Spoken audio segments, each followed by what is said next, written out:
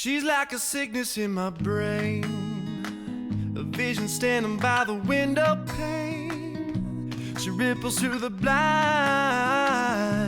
and leaves me in a daze.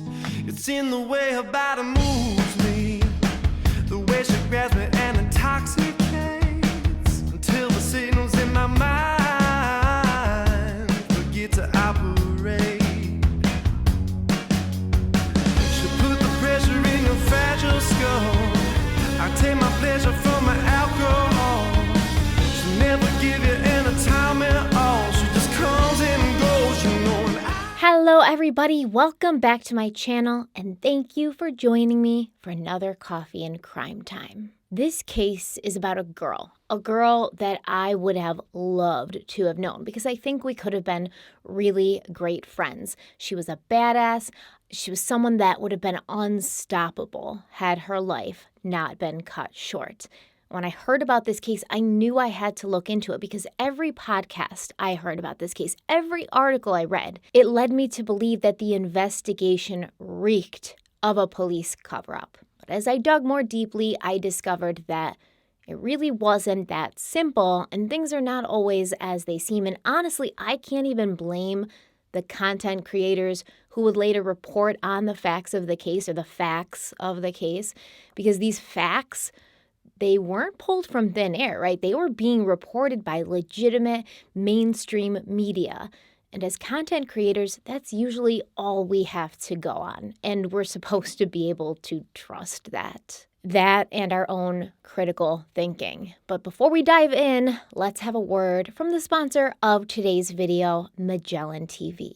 If you've been with me for a few years or even a few months, you already know all about Magellan TV, but in case you need a refresher, let me break it down for you. Magellan TV is a new kind of documentary streaming service, and it is the place to go to stream some of the best documentary films and series in the world. With over 3,000 titles available and more being added every week, there's sure to be something that you will love. There's something for everyone on Magellan TV. Whether you're interested in true crime, history, science, nature, or anything else, you'll find more than enough to keep you busy watching content that is both entertaining and educational. I told you I love popping into Magellan TV's app, which is really pleasant and streamlined. You know, it's like a great app to use as a side note. But I always pop in there to see what they have in their new releases section. And I was so pumped when I found a series called Murder Maps because it very much focuses on, like historical vintage true crime. And they talk about these cases in really good detail. Each episode focuses on a different period within the London area.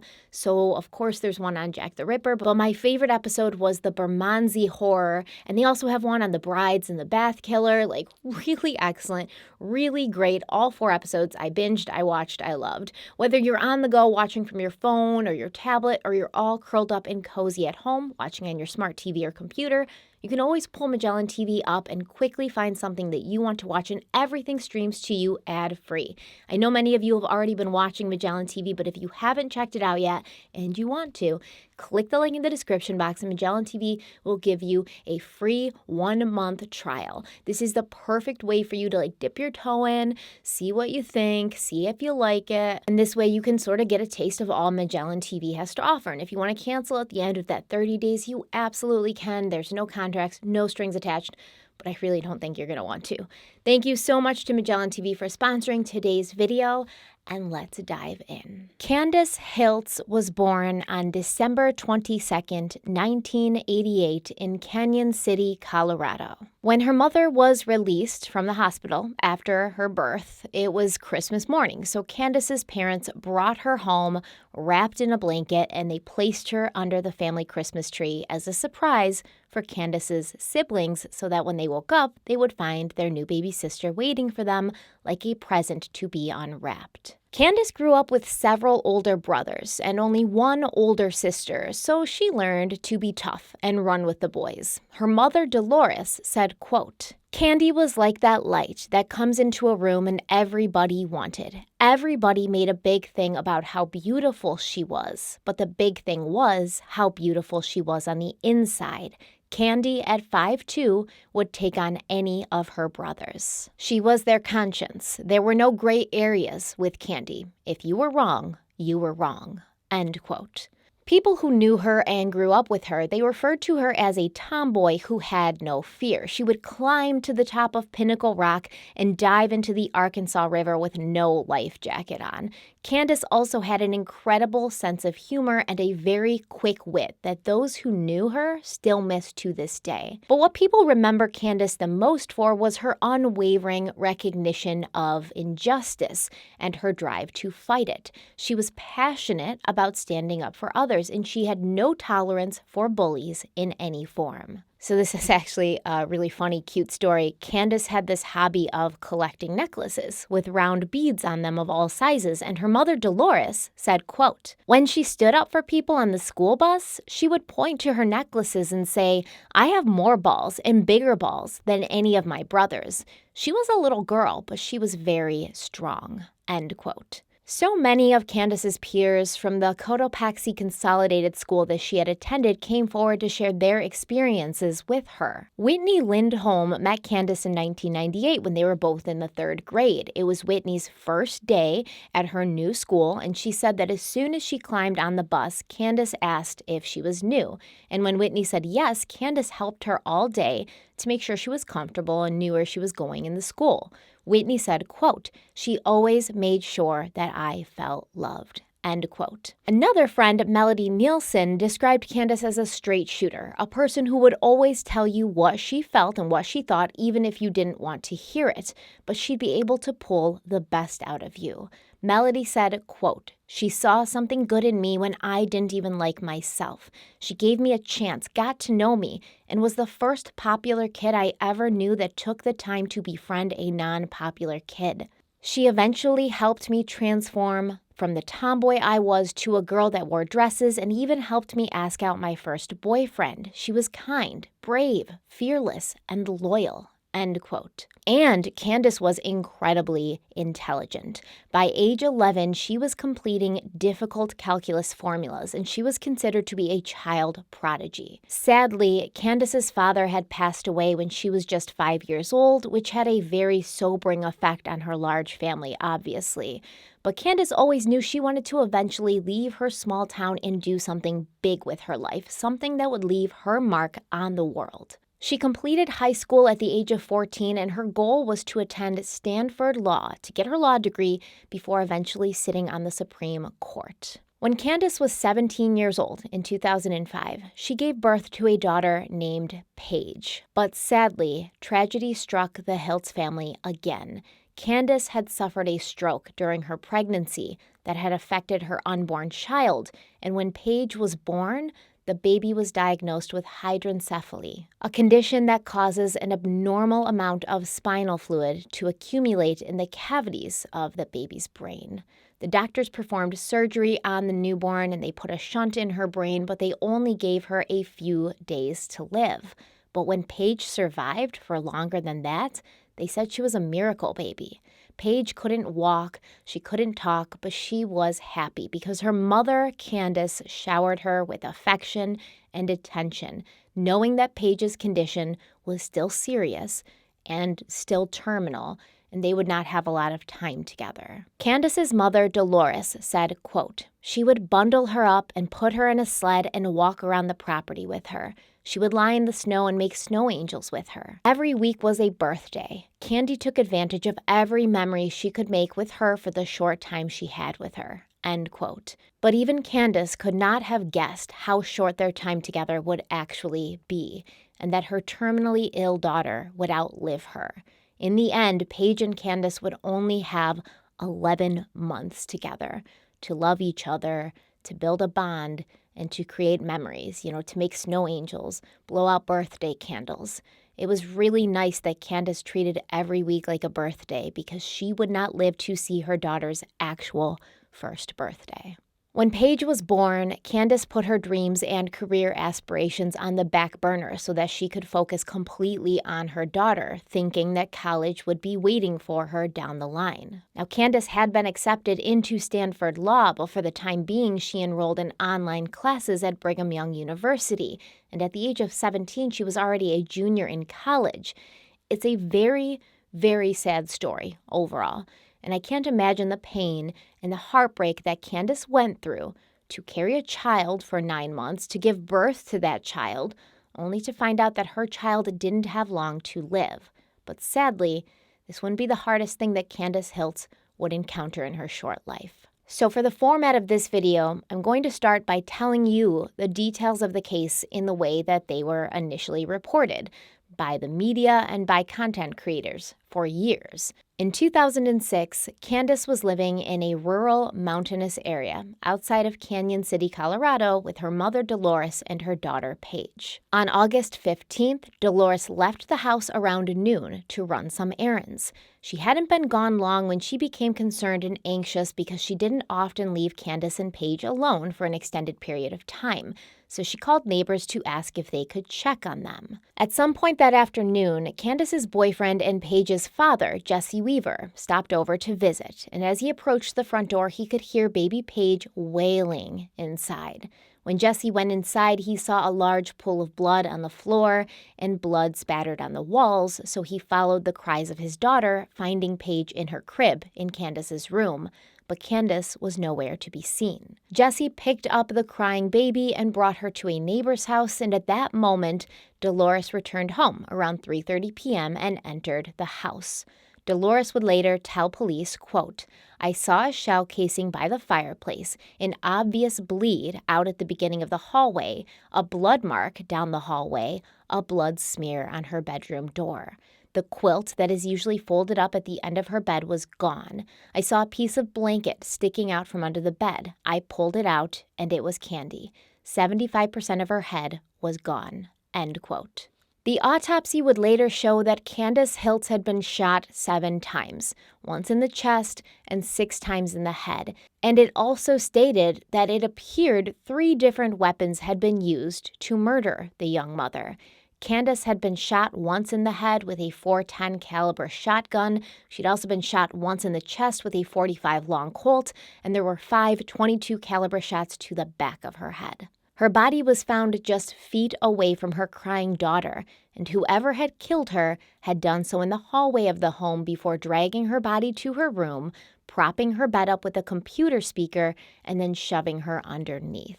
When Dolores called the police, she reported that it took them over an hour to arrive, and she held her daughter's hand the entire time. The first 2 law enforcement officials on the scene were Detective Bruce Briscoe and Detective Robert Dodd, both of the Fremont County Sheriff's Office. According to Dolores, the police immediately pointed the finger at her 29-year-old son and Candace's older brother, James Hiltz, who'd been diagnosed with a mental illness.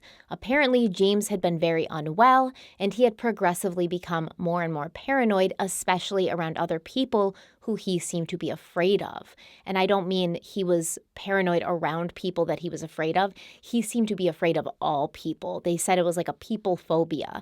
He just didn't want to be around anyone. James had recently separated from his wife and kids, and he'd begun living in the woods behind his mother's home, where he was burglarizing local cabins for food and supplies. Dolores told the police that James had become delusional, and he refused to come inside the house, so she would leave food for him outside. She said, quote, "He thinks I am not his mother, but some other woman who replaced me." End quote. But Dolores also insisted that James was not in the least violent. He and his sister Candace were very close, and Candace was fiercely protective of her brother, which had led her to butt heads with local law enforcement in the weeks leading up to her murder. According to media reports, the week before Candace was murdered, Detective Robert Dodd had paid the Hiltzes a visit looking for James to question him about these burglaries that were happening in the woods. Like, people's homes were getting broken into and things were getting stolen out of the homes, and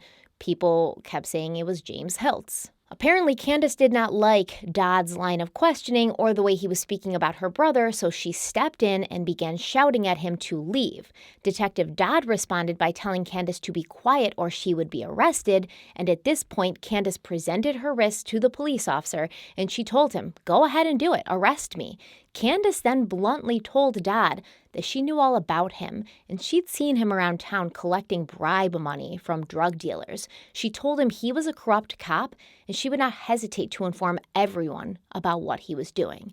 Now remember, this was the initial narrative. This was the initial story that everyone was printing and everybody was repeating. Not long after this, Candace's dog Jackson went missing, and initially the family thought that a mountain lion had gotten to the dog because there were plenty of them in the heavily forested area that they lived in. Allegedly, Candace went to the sheriff's office to inquire about her missing dog, where she got into another altercation with Detective Robert Dodd, and then a few days later, she was dead. Dolores insisted that her son James had nothing to do with Candace's murder, and she thought that law enforcement was using tunnel vision to pursue James and not consider other possibilities. Dolores said that James would never enter their home if he knew that anyone was there, and when he did go inside the house, he used a butter knife hidden outside to pop open the front door. On the day of Candace's murder, a breaker bar had been used to pry the back door open, and according to Dolores, this was not James's MO at all. And besides, James didn't have one gun, much less 3. So once again, this is what Dolores is telling the media, basically, what she's saying in her interviews. But there is footage of her initial interview with police, right after Candace was murdered. And in that video, in that interview, Dolores says, I'm scared. We're all scared of James. And she kind of sort of suggested that he could potentially be responsible or involved. A manhunt began for James Hiltz, and during the search, law enforcement discovered Jackson, the family dog, tied to a tree not far from the Hiltz residence. The dog's head had been cut off with an axe of some kind, and it was hard for anyone to believe that this incident had nothing to do with the murder of Candace Hiltz. Some began to speculate that the dog's kidnapping had been the work of local dirty cops who were trying to send Candace a message to zip up about what she had seen Detective Dodd doing. So essentially, in this narrative, the police are acting as like the mob, oh, Candace is going to run her mouth. Candace knows too much. Let's send her a message. Let's send her a message where we're going to behead her dog. And that's going to signal to her, if you don't shut up, you're next. These same speculations went on to say that when Candace continued butting heads with the police, they decided to, keep the dog missing and kill him so he would not be there to protect Candace when they broke into her house and shot her to death. Now, Candace's brother, James Hiltz, was apprehended 3 days later in the vicinity of East Path and Color Suite Road in a neighborhood not far from where his mother and sister had been living. He wasn't really in that neighborhood. He was in the woods behind it, right? He wasn't just walking the streets of a subdivision. That's how I saw it when I first read it. What was he doing? There's kids riding their bikes and people walking their dogs, and James Hiltz is just walking around a cul-de-sac. No, James was in the woods where he had been living, for a couple months, I believe, at that point, and he didn't have a gun on his person at the time of his arrest, but he did have a hunting knife. Now, James surrendered without any incident, and he was taken into custody, and he is questioned by the police. We don't have access to the whole video, but in certain documentaries, they play tiny clips, and in one clip, the detective's we know that you kind of been living in the woods, and maybe you're out of touch with everything, but we need to talk about your sister's murder. And James responds, you think I effing killed her? And he seems legitimately offended by that. And we're going to get to that in a minute. So when James Hiltz was taken into custody, Dolores was told she could return to her home, which had been previously treated as a crime scene, but they had finished collecting evidence, yada, yada, and she could go home now. Now, according to Dolores, when she arrived home, she was shocked to see how careless the police had been while collecting evidence and processing this crime scene. She said the back door to her house had been left wide open and the perimeter hadn't been roped off with crime scene tape, so anybody could just come in and walk around. When she went inside, she discovered that law enforcement had failed to take several pieces of important evidence. Dolores said, quote, the investigators took about 15 things in 2 envelopes and a piece of paneling and a piece of carpet. That's it.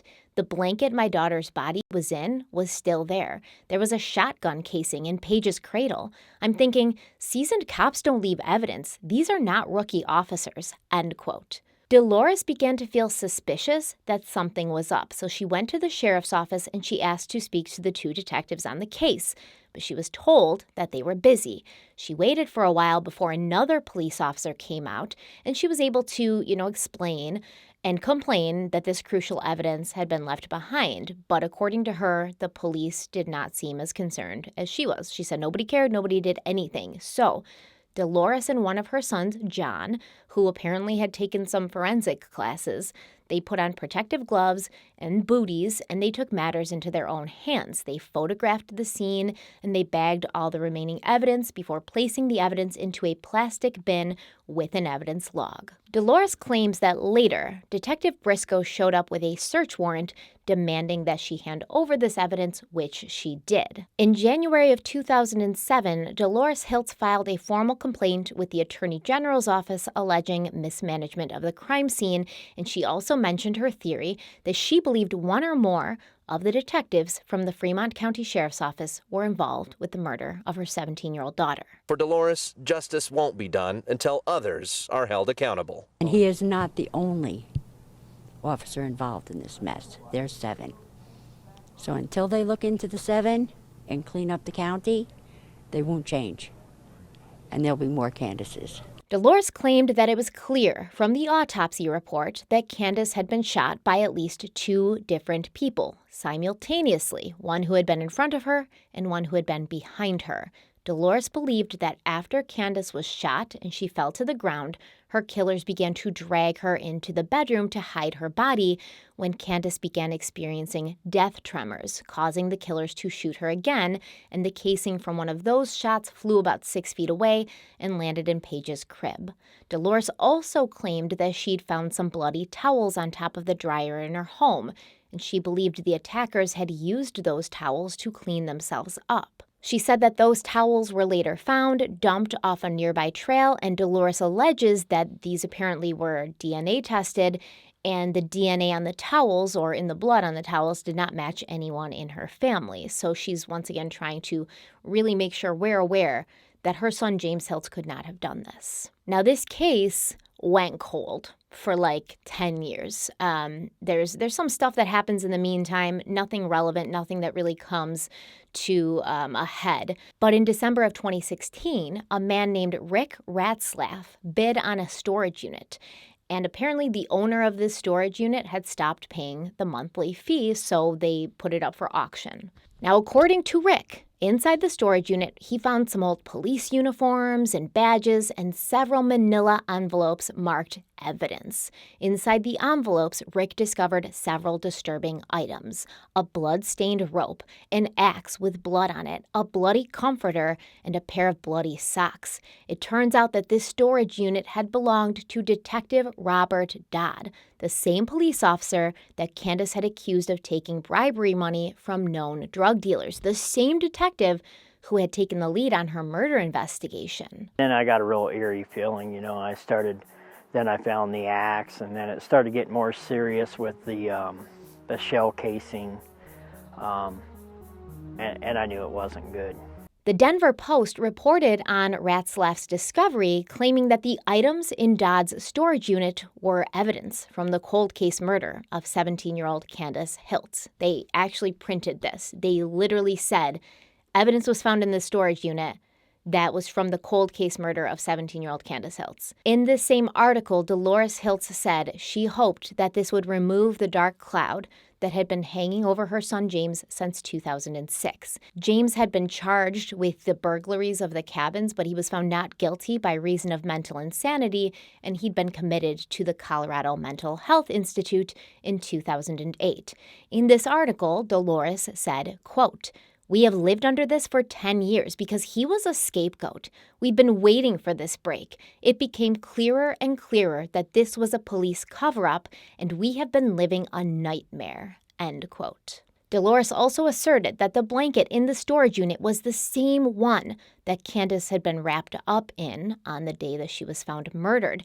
And Dolores said the bloody rope was the one that had been used to tie the family dog Jackson up, and the bloody axe had been the weapon used to behead the animal. Dolores claimed that she had seen the axe and she recognized it as the one she had kept by the woodpile outside of her house. She said that Dodd must have stolen the evidence from the basement of the sheriff's office, and he did this to either protect himself or someone else.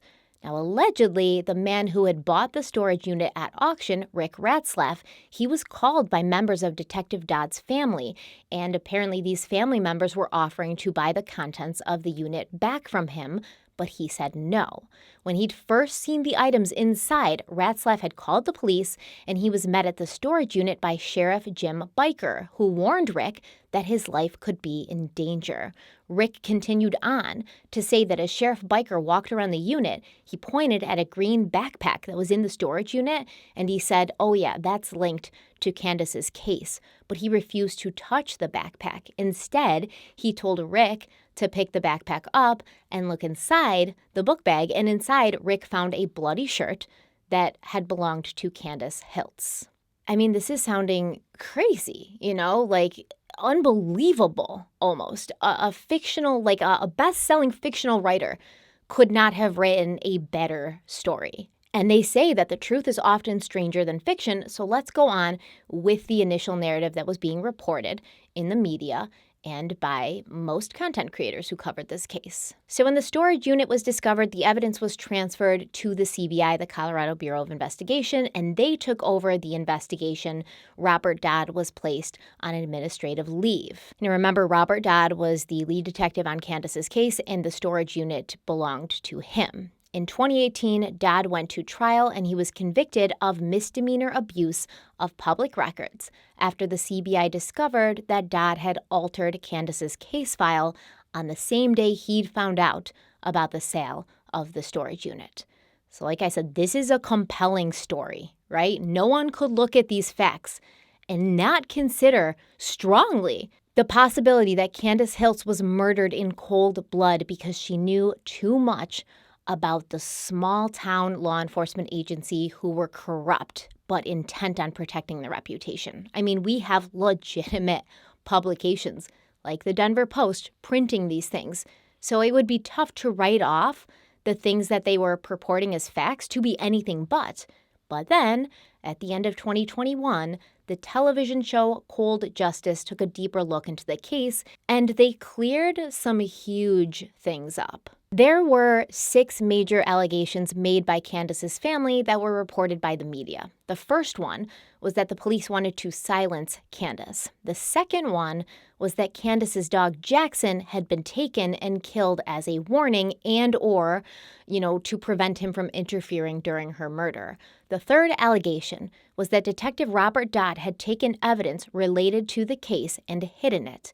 The fourth was that there had been multiple guns and multiple shooters involved in the murder of Candace, and the last 2, they concern Candace's brother, James. His mother had claimed that James was not violent and he did not own any firearms, much less have access to them. And for a long time, this was the official narrative that was being told everywhere. So let's address these one at a time. Did the police or individuals in the police force want to kill Candace to keep her from exposing their secrets? Now, as it turns out, someone from the sheriff's office had gone to the Hiltz home to ask questions about a string of burglaries that James Hiltz had been tied to, but it hadn't been Detective Robert Dodd, and it hadn't been days before Candace's murder. Sergeant Trace Hall said that he was the one who had interacted with Candace several weeks before her murder. He'd been talking to her mother, Dolores, outside about James when Candace stuck her head out and began yelling at him to leave her brother alone. Now, this checks out with who Candace was, who we've been told Candace was, that she didn't like bullies. Oftentimes, and especially in this area of Colorado, there's a huge distrust in law enforcement, as I'm sure is warranted in many cases. So Candace doesn't like bullies, and she's fiercely protective of the people that she loves. Her brother James is a person that she loves, and she doesn't like that Sergeant Hall is there, I guess, alleging or trying to find out if James is the one who's doing these burglaries. So according to Sergeant Trace Hall, he basically told Candace, listen, this isn't your business. It doesn't concern you. Go back inside and stop yelling at me. And then there were no further disputes after or before this. And there's no record of any disputes in the police files. There's no evidence of these disputes. There's nobody who can corroborate the story of Detective Dodd coming to the house and Candace yelling at him and then holding her hands out and saying, arrest me, take me away, and I know you're a dirty cop and I'm going to tell on you. There's nothing besides hearsay. It doesn't seem that there was actual eyewitnesses to this altercation or Candace saying these things. You have secondhand conversations from Candace's cousin who's she held her hands out and said, arrest me. And I'm going to read you a quick excerpt from this Denver Post article, the one titled, "Why Did a Colorado Sheriff's Officer Keep Bloody Evidence from a Cold Case?" That's literally the title. It says bloody evidence. So the paragraph says, on August 10th, 2006, a deputy drove to Hiltz's Copper Gulch home and questioned her about her son, James, a trespassing suspect. Candace Hiltz, who stood near her mother during the conversation, became increasingly upset at the tone of the deputy's inquiry and ended up shouting at him. When he threatened to arrest her, Candace Hiltz held out her wrists and told the deputy she'd seen him accepting envelopes from known drug dealers. Livid, the deputy stormed out of the house. That was Candy Girl, Hiltz said, using her daughter's nickname. She had a ton of spunk. But it's never really said by Dolores that she was there and she witnessed this. But the story must have come from somewhere. Or maybe Dolores had told the actual story about, Detective Trace Hall coming to the house, Candace getting upset, sticking her head out of the house, yelling at him, and him telling her, go back inside, stop yelling at me. Maybe she told that story, and then the story sort of took on a life of its own, as it does in small towns with the telephone game. That's possible, but I don't understand how that story, which cannot be validated by evidence, is making its way into legitimate publications like the Denver Post. They have fact checkers, they have researchers. They should have called the police department. They should have gotten the record of that altercation. If it existed, they have the date, August 10th, 2006, which once again, according to Detective Trace Hall, that wasn't the case. It was weeks before Candace's murder, and August 10th was only 5 days before. But they should have talked to people. They should have gotten some, corroborating evidence before printing that. Okay, well, you could say, the police are lying. They're lying, so why are they going to start telling the truth now? The police files could be altered, or maybe they didn't make a formal report.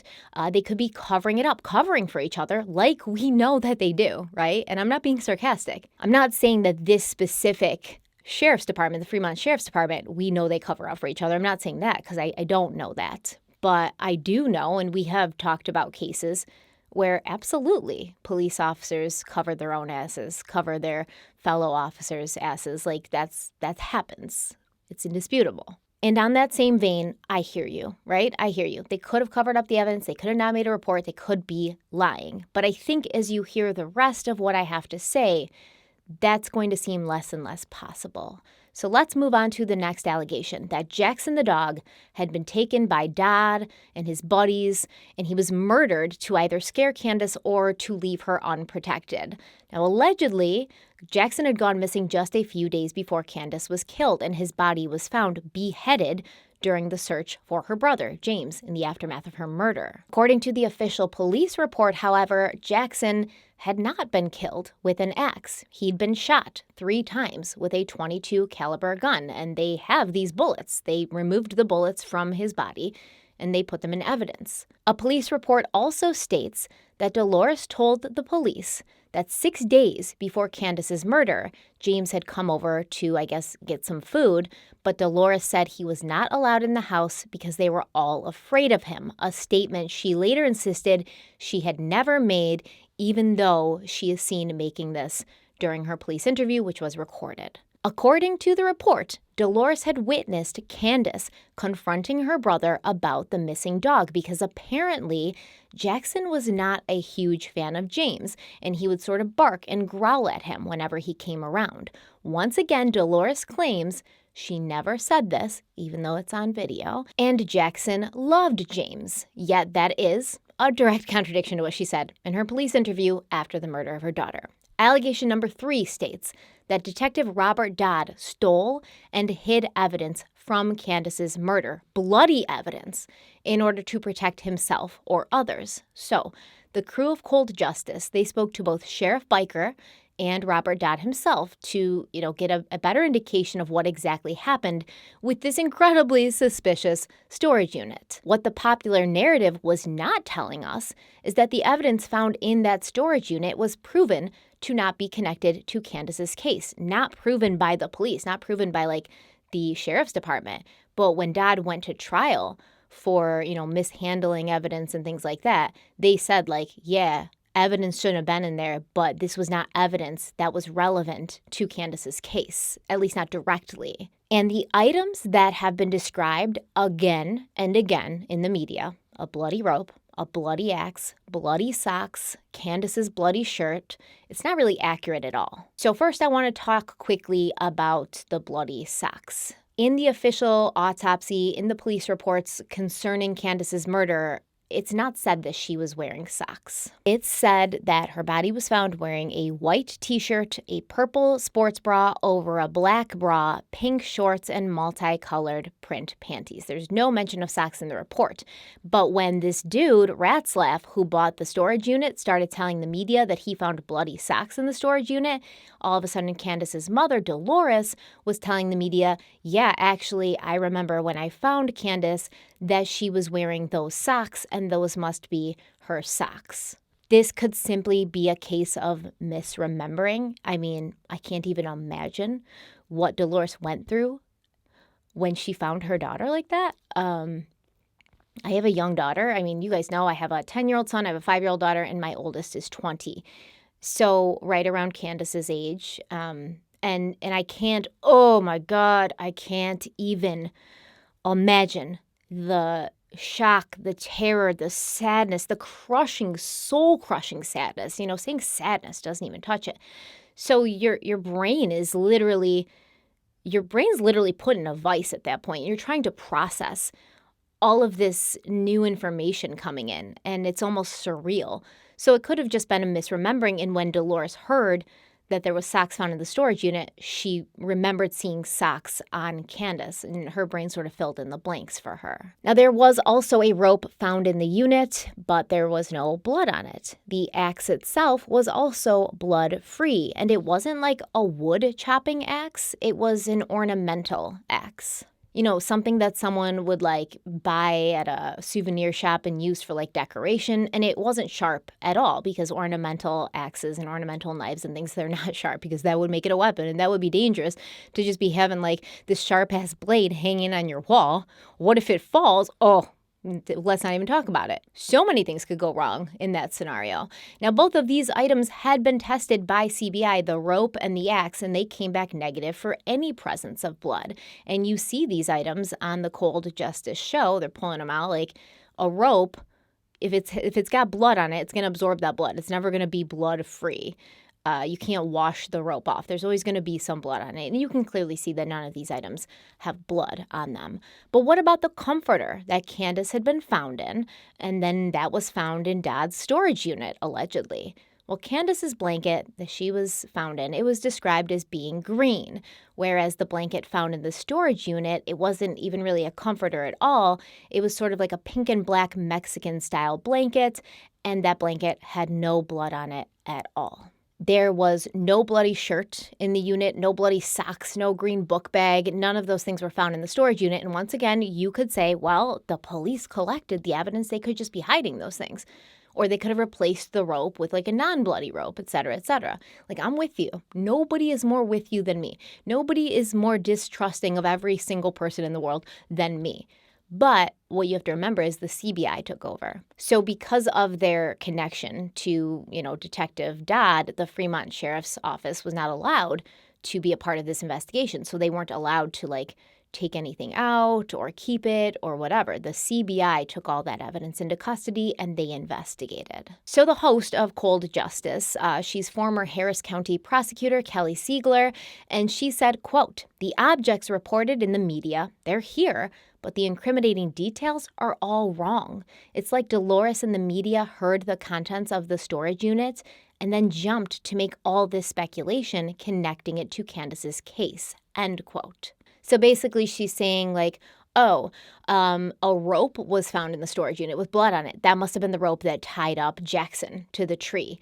An axe was found with blood on it. That must have been the way that Jackson was killed. He was beheaded, and it was with that axe, even though we know that Jackson was not, beheaded. He was shot. But Detective Robert Dodd was found guilty in a court of law, so he must have done something wrong, right? Yes, he did. He did. So Sheriff Jim Biker claims that he knows exactly what happened.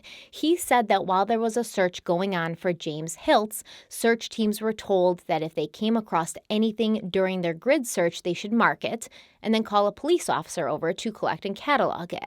They searched through acres and acres of mountainous terrain, which resulted in a bunch of stuff being collected that was later determined to not be connected to Candace or James. So the evidence was collected during the search for James after Candace's murder, but the stuff that was collected that was found in Dodd's storage unit, it wasn't evidence in relation to Candace's case or her murder, if that makes sense. But Robert Dodd had been instructed to write up a report on these extraneous items. Apparently there was like a big pile of just garbage that they had collected, and then he was supposed to get rid of them, but instead he put them into a storage unit. Why? Sheriff Biker said, quote, "What Dodd did was stupid and it was out of laziness, but he did not intentionally compromise this case," end quote. But the question still remains, why? Why did he put the stuff in the storage unit then, man? That is sketchy. I have to admit, that's sketchy. So next, the Cold Justice team, they spoke to Robert Dodd himself, and he admitted to screwing up. He said, quote, "That was mistake one. I screwed up. I should have documented the property back in the day, but I didn't, and it should have been disposed of, and that was on me. I knew I was going to be facing the music on that," end quote. So Dodd claims that at this time of Candace's murder and the investigation, the sheriff's department was starting to work with the Canyon City Police Department, and they were going to be combining units and moving their offices. So he was left with a bunch of stuff that he didn't know what to do with, so he threw it in his storage unit. So just for the record, I like to call a spade a spade. I like to call things out when I see them. I think that Dodd is being dishonest about this. You have a bunch of stuff you don't know what to do with. That's not true. You were told what to do with it, right? You were told to catalog it, put the stuff in a report, and then, basically throw that junk out. But I think it was such a big pile of junk, like just random stuff. And Detective Dodd would have had to have cataloged and described in a report every single one of these things. And there was hundreds of items. So he probably was like, I don't want to do that right now, but we are moving units and stuff. So I don't know where to store this until I get around to making this report. He kind of procrastinated. So he put it in his storage unit, and he may have even been like, this is a perfectly good rope. This is a perfectly good ornamental axe.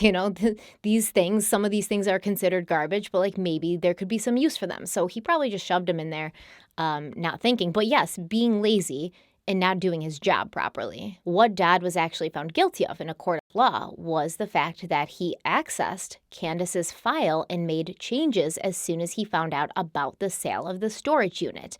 He was asked about this, and he admitted he had been retroactively trying to document the items and where they had come from, something he had failed to do at the time the case was active. He said, quote, "I was going to need to explain where this stuff comes from, so I was going to go ahead and do the report that I should have done some time ago," end quote. Some time ago, 10 years ago. How are you even going to remember? I guess there's probably notes with the stuff. No, where it was found. But no, I don't think that there would be. I don't think he would have left that stuff with it. It didn't say that that stuff was with it, notes and details of where the stuff was found. So it could be.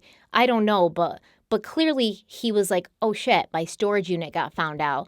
People are going to be asking me now why I have this stuff, where it comes from.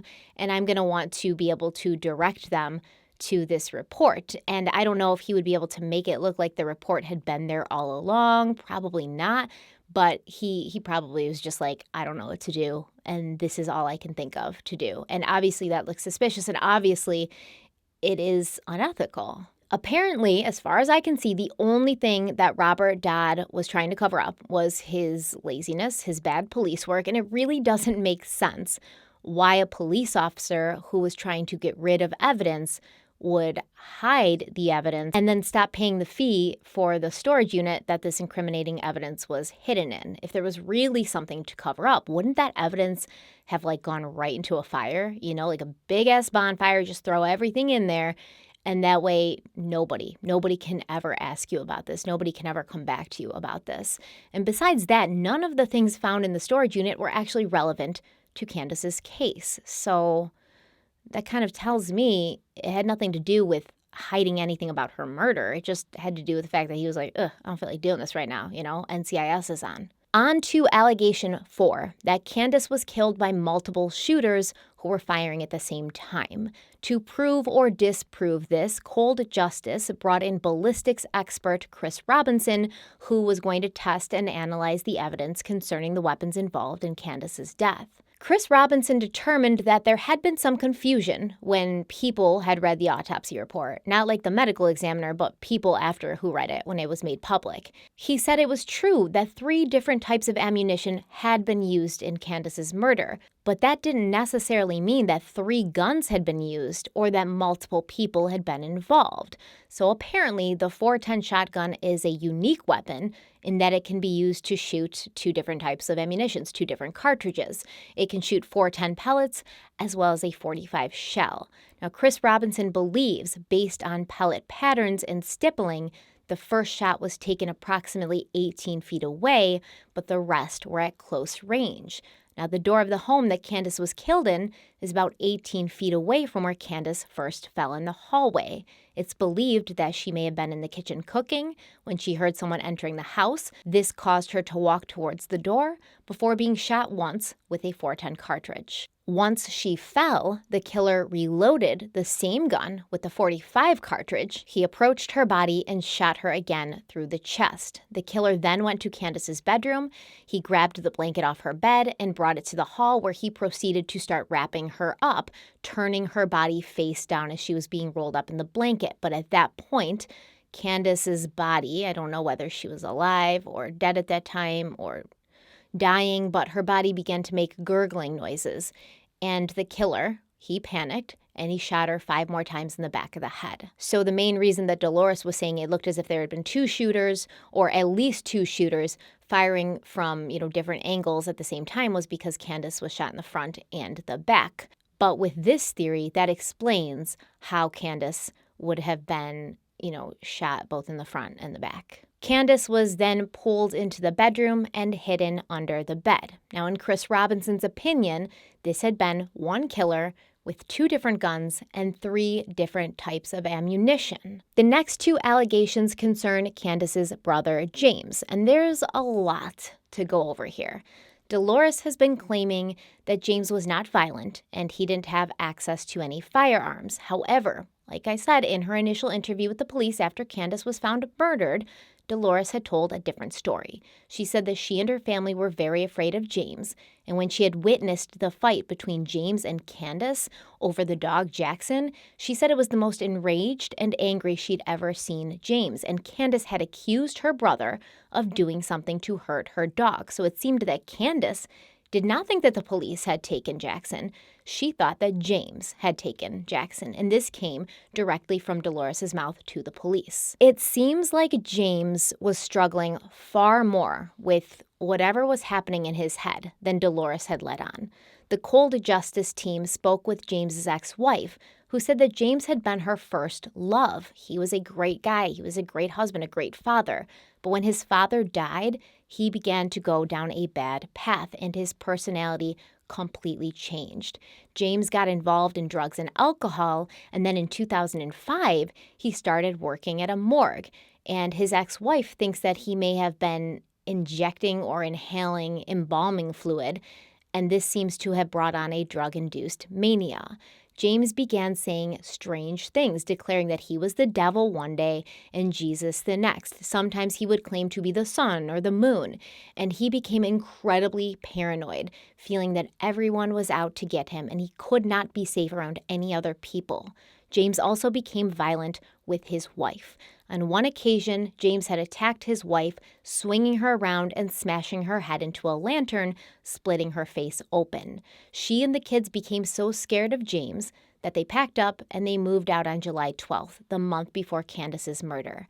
After that, James also left, and he began occupying the forested area behind his mother's house. He didn't want to be around civilization or any people. He was afraid that they were trying to kill him. So I did look into this embalming fluid claim because I had never heard of it being used as a recreational drug before, but apparently it is a thing. People, right? So embalming fluid, which contains formaldehyde, ethanol, and methanol, it produces a high similar to PCP, angel dust. The effects of using embalming fluid as a recreational drug can be an extreme adrenaline high and a euphoria, but also hallucinations, delusions about yourself, and feelings of detachment from reality. Delusions about yourself might be thinking you're Jesus, thinking you're the devil, thinking you're the sun, thinking you're the moon. However, if a person uses this stuff in high doses, they begin to have a diminished ability to feel pain. They develop aggressive or violent behavior, as well as schizophrenia-like symptoms, delusions, paranoia, which sounds a lot like what James's wife described him going through. The next person that the cold justice team spoke to was Jesse Weaver, Candace's boyfriend and the father of her daughter, Paige. Jesse had been questioned by police after Candace's murder, but he was cleared. As his alibi showed, he wasn't even close to her house at the time of her death. I believe he was in Canyon City. When Cold Justice was able to finally talk to him, Jesse was in police custody for unrelated reasons, but he was open about what had happened on the afternoon of August 15th, 2006. He said, quote, "I remember going in the house. The door was already open. I remember freaking out because there was a huge pool of blood in the hallway. I remember picking Paige up and yelling for Candy, but there was no answer. At that time, my mom and Dolores Hiltz was coming down the driveway, so I came running out and I yelled, 'Is Candy out here with you guys?' And they were like, 'What do you mean?' And I was like, 'She's not here. There's blood in the hallway.' My mom and Doe went back to the trailer. I was outside looking around until Doe came out of the house and said that she was gone." End quote. But Jesse also had some stuff to say about Candace's brother, James. Jesse said that they always kept the door locked because James had been acting more and more crazy. In fact, James had gotten into a fight with his brother Nick just before Candace's murder. Apparently, James had been choking Nick, and he lifted him off the floor by his throat and was pressing him into a wall. And Candace was trying to help her brother Nick, so she began screaming at James to let Nick go. And she was hitting James on the back of the head with a frying pan, trying to get him to loosen his grip on Nick's neck. And while all of this was happening, Jackson the dog, who was very protective of Candace, he bit James on the ass. Apparently, James was not happy with Jackson the dog after this attack on his posterior, and a week prior to Candace's murder, Jackson went missing. And they all knew that James had something to do with it. According to Jesse, the whole family, they all talked about how James had done this, had taken Jackson, and they were all worried about it. So after this, the family began locking the door because they were afraid of James and what he was capable of. Jesse also said that Candace had blamed her brother for the disappearance of her dog, and she had confronted him about it just a few days before she died. Jesse himself had a confrontation with James the morning before Candace was killed. Jesse had paid a visit to the house because he wanted to talk to Casey, one of Candace and James's brothers.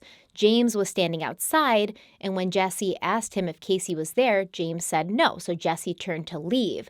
But James grabbed him by the shoulder to stop him and sort of spun him around towards him, and Jesse said that James had his hand under his shirt the whole time, but when James grabbed Jesse, he pulled his hand out, and Jesse saw that there was a knife in it. When James attempted to stab Jesse with this knife, Jesse struggled and managed to get away, and he was yelling at James. He was like, "What the hell's wrong with you, man? Why are you trying to stab me? You're off the rails." So I think we can safely agree that the allegation that James Hiltz was not violent, it's untrue. And I mean, Dolores said that herself in her initial police interview, and it's sounding more and more that the only person who had an axe to grind with Jackson the dog was James Hiltz. But when James was arrested, he didn't have a gun on his person, much less 2 or 3. His mother, Dolores, claims that James never owned a firearm and he didn't have access to one. So if we're going to explore the theory that James might have been responsible for his sister's death, that he killed her in some drug-induced paranoia rage, we have to figure out how he got the weapons. Now, if you recall, Jesse was living off the grid, and he was known to be breaking into local cabins in order to steal food and supplies. It was the reason the sheriff's department paid a visit to Dolores and Candace in the first place. And when I first heard this, that he was breaking into cabins, I was like, I hope the police looked into these robberies to see if any of the homes that James had broken into had weapons stolen from them. And sure enough, law enforcement did look into this, and they had reports to show what was taken from each residence. These reports were all filed and created before anything ever happened to Candace. In August, before Candace's murder, a vacation home was broken into. The intruder had broken a window and taken some, drinks from a whiskey bottle inside the home. That whiskey bottle was taken into evidence after the break-in, and it was swabbed for DNA, and that DNA was tested, and the DNA on it belonged to James Hiltz. Also, according to that police report, a .410 shotgun was stolen from that house, the same caliber of gun that had shot Candace in the face. Another cabin in the area also showed signs of forced entry, and several items were taken, including work gloves, 2 hatchets, and a black-handled Bowie knife, the same knife that had been found with James when he was later apprehended. And from another cabin, 222 caliber long rifle bullets were taken. 5 of these bullets would later be removed from the body of Candace, and 3 were found in her dog, Jackson. Ballistics experts believe that the bullets found in Jackson were the same ones used on Candace because they shared the same rifling measurements and the same landing groove structure. So remember, after Candace was found dead, law enforcement began a large manhunt to find her brother, and that was when they found all that extraneous evidence that ended up in Robert Dodd's storage unit. However, they also found a lot of evidence that was not irrelevant to the case, evidence that didn't end up in Dodd's storage unit. A .410 shotgun was recovered from the woods, and it looked as if it had been, or somebody had attempted to chop it up with an axe or a hatchet of some kind. And on September 8th, a flashlight was found up in a tree, along with a shirt that had blood on it and a white towel that also had blood on it. Inside the towel, a bone fragment from a skull was found. Now, these items were found less than a quarter of a mile from the house where Candace had been murdered, and the bone fragment was sent out for testing, coming back positive for Candace Hiltz' DNA profile.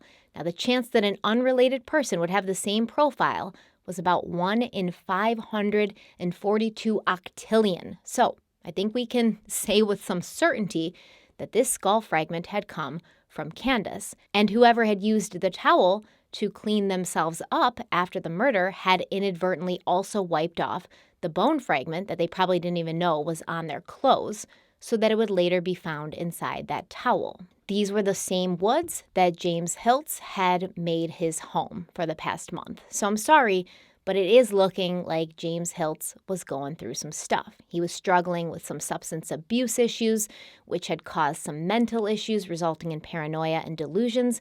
And in my opinion, he most likely murdered his own sister in a state of delirium. If you look at the scene and the way the murder happened, it doesn't really scream law enforcement or like some professional hit. If the cops went into Candace's house to silence her, they would have wanted to be in and out. They would have gone in, taken their shots, and then left within minutes. They wouldn't have wrapped her in a blanket. They wouldn't have dragged her down the hall and propped her bed up with a computer speaker and shoved her under the bed.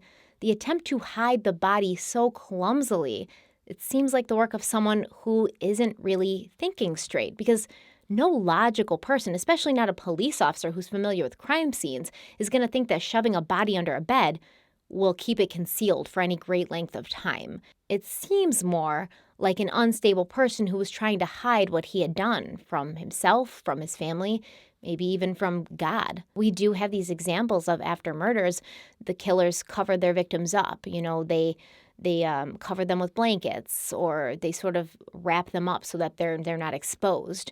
And some psychiatrists believe that this is out of like a guilt. You completely released all of your anger, all your frustration, and now you're sort of coming down off of that. You realize what you've done, you feel guilty, you feel bad, and you're trying to hide the signs of your crime. So the guy who bought the storage unit, Rick Ratzlaff, I'm not going to go ahead and say that he put all these red herrings out on purpose, like maliciously, but I kind of feel like he did. That's just my opinion. Don't come for me, allegedly.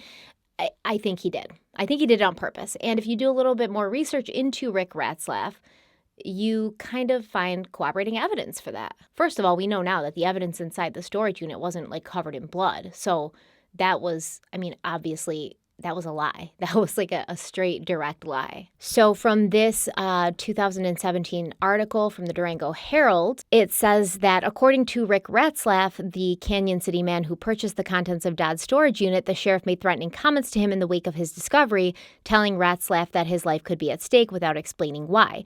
Ratzlaff is a former street racer who acknowledged prior run-ins with Dodd, whose name was on some of the uniforms inside the storage unit. Ratzlaff, who's also involved in the recall effort, has claimed that he's been tailed by sheriff's deputies since reporting the discovery. So that small paragraph tells me that Rick Ratzlaff didn't like law enforcement, didn't like the Fremont County Sheriff's Office, and had prior run-ins with Detective Robert Dodd. He's a street racer, so I imagine, because that's illegal, you can't just be racing in the street. It's dangerous. Like, this isn't the Fast and the Furious. I imagine that, Dodd probably hassled him or told him to stop or even maybe arrested him a couple of times. And it seems like maybe Rick Ratzlaff had a little grudge, right? A little grudge. In fact, I wonder if he bought that storage unit on purpose, knowing that it was Robert Dodd's. Or as soon as he went in and saw the uniforms and saw the badge with Dodd's name on it, he was like, okay, I see what I can do here. And according to the Canyon City Daily Record, Rick Ratzlaff was also one of the lead petitioners who was doing this recall thing, trying to get Sheriff Biker removed from office. So Ratzlaff starts this petition. They were supposed to get like 4,000 signatures, but they only got a little bit over 2,000. And the reason that Ratzlaff explained why they didn't get enough signatures is that people were scared. People were too scared to sign their name, knowing that they would be targets now of Sheriff Biker and the sheriff's office. And while I think that's valid, It's a small town. That's your sheriff.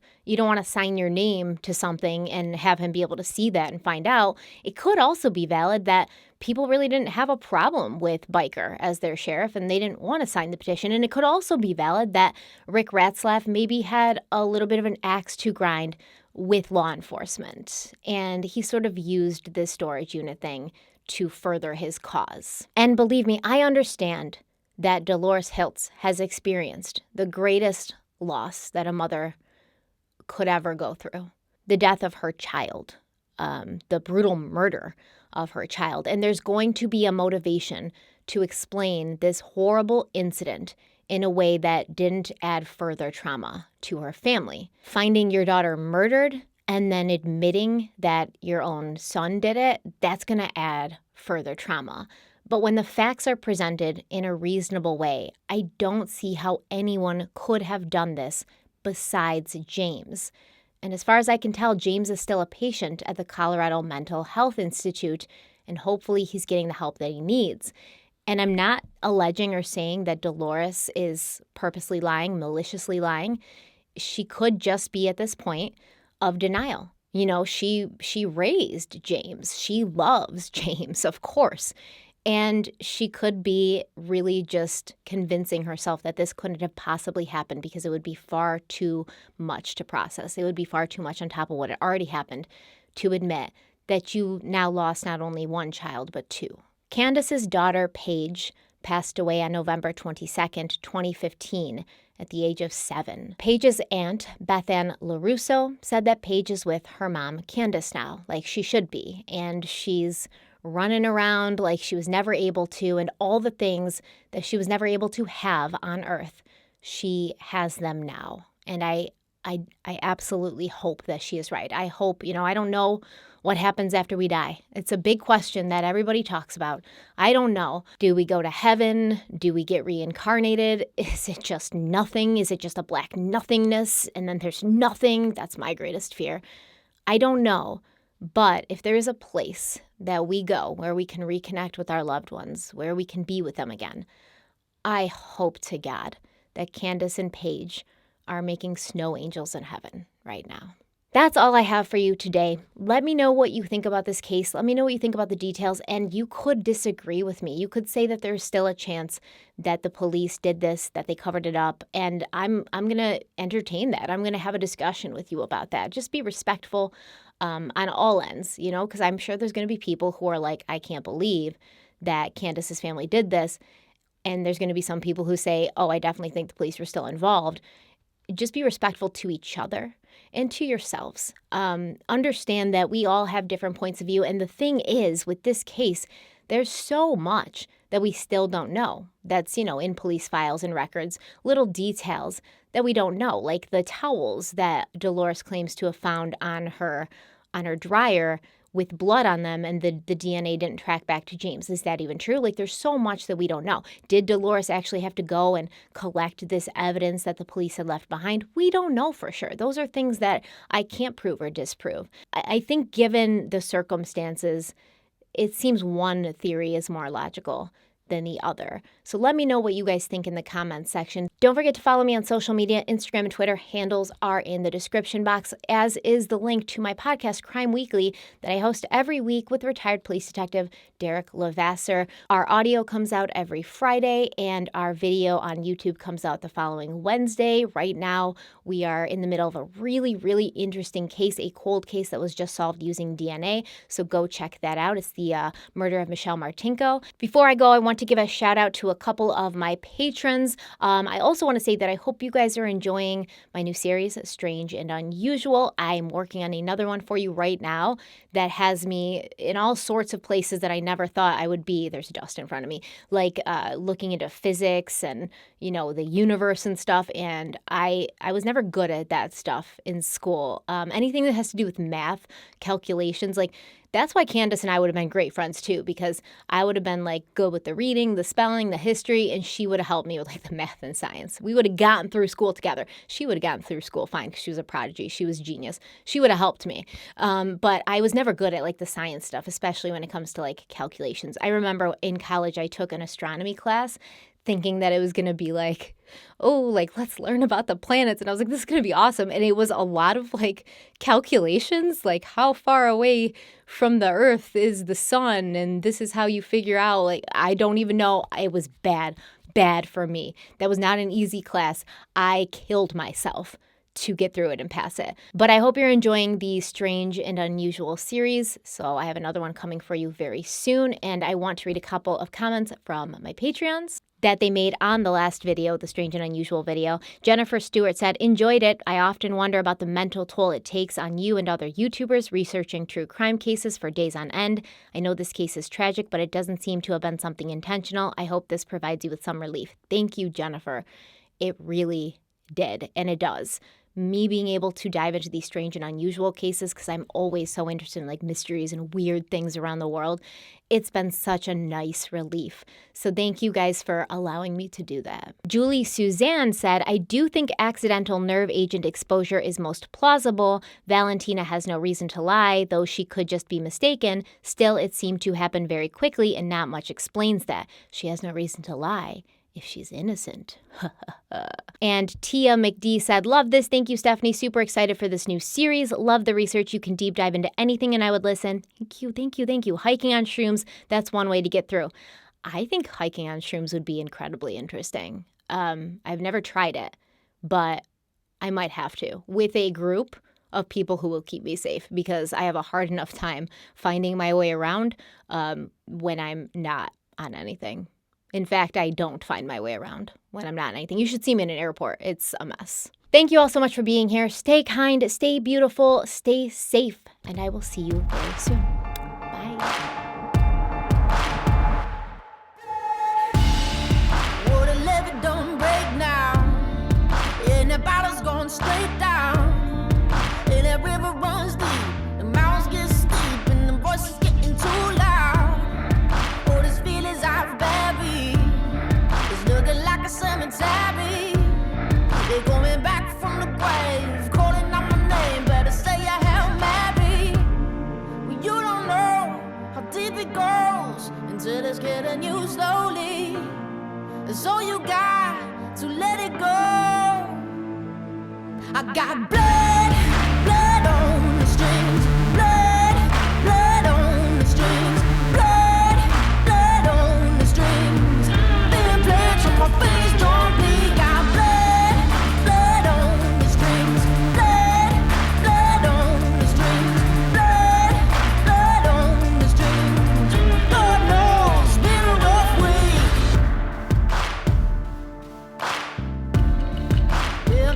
in my sun house.